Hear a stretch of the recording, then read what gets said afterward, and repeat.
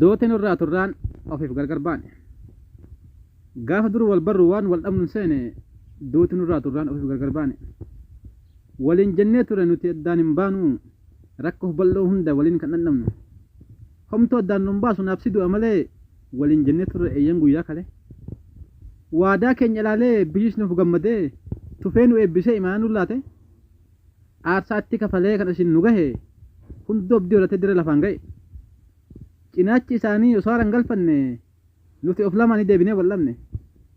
akkas miti ture silaa akki nurraa eegan horree ardaa guunnaa abdiidhaan nu eegan waadaa waliif galle biyyootti daballee ofiif wal takaallee ofumaaf walolle otoo reef biqillee lafaa margaa jirru nuti qaamni tokko yoo addaan walirru maal nun jedhe biyyi maal nun jedhe firrii jennee yaaduu dhiisnee walitti yaanne sharri wanti nuun hin malle waan nurraan eegamne duuti nurraa turraan ofiif gargar baane wal dhaga'uun dhibee dubbii wal qoccolla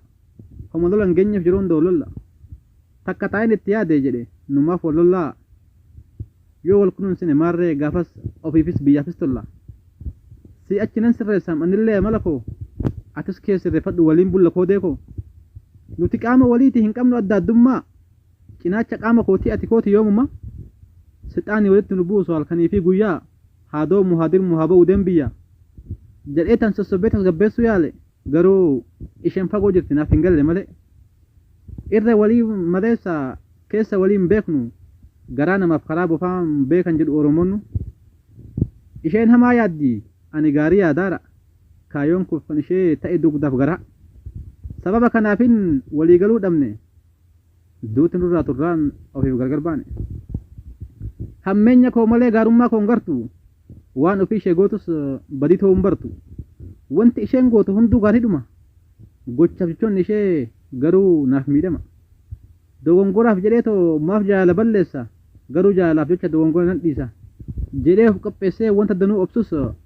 borsirraa jedhee wanta hedduu dhoksus jaalala keenyaaf jecha si'a hedduu gorsus jireenya itti fufsiisuuf waan hedduu dabarsus obsaaf gaarummaan koo wallaalaaf na kaadhime jibban beeknee ta'een itti makame beeka wanta hin taane akkan taasisuuf yaale wallaalee itti fakkaata anoo beekeeti malee haa ta'u jedheet malee hin ta'u tureem silaa obsaan dabarse malee hin dabru tureem silaa eeyyen haa ta'u malee akka hin taane hin godhu anis akkuma kan keetti daraadhaan daakuun jedhu daaraanis daaraa jedhee daakuunis daakuu jedha dhugaa dubbadhee du'ee lafarraa dabruu fedha akka kees miti himanii hin miidhu dhala namaa xiqqaaf guddaan hundinuu namummaa isaan kabajama gatii namummaa sana wallaalteerta maleessaa dhakaa afaan nan keettu dagattee kan kaleessa nama miidhuuf hin yaalle kana boodas hin baru garuu si'a hedduu miidhame kan kee adda yaatiru galma guddaa qopheessee si kunuunsa keessa kootti lattee akka magartuu fi akka odaa oromootaatti ati garuu faallaa sanaa bicha natti taate dhandhamni kan kee adda hadhaan nagaagaate jireenya keenya mi'aa nadhii dammaan quufamne oolleetu osoo hin buriin dhandhama keessaa dhabne rakkootu nurra tureem ani hin barree maleessaa inni an mootii godhe yooniin baru tiisisaaf gaagura ijaaree haa daymessituu eegaa taa'een dayma tolola abduudhaan guyyuu dhuga si'ii dhaabbattee hin beekne iddoo gaarii qulqulluu